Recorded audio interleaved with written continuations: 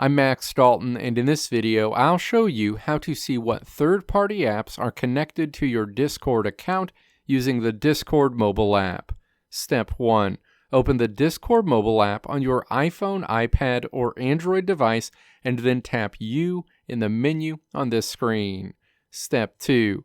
Tap the settings icon on the next screen. Step 3. Navigate to the Account Settings section and then tap Connections. You'll see a list of all of the third-party apps that are connected to your Discord account.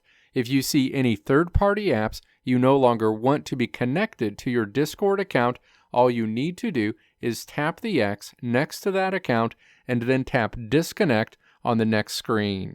That specific app will be unlinked from your Discord account. Let me know if this video helped you out in the comments below. If you liked what you saw here, click the video links on the right side of the screen to check out another video. Or click the logo on the left side of the screen to check out my tutorial website at www.maxdalton.how.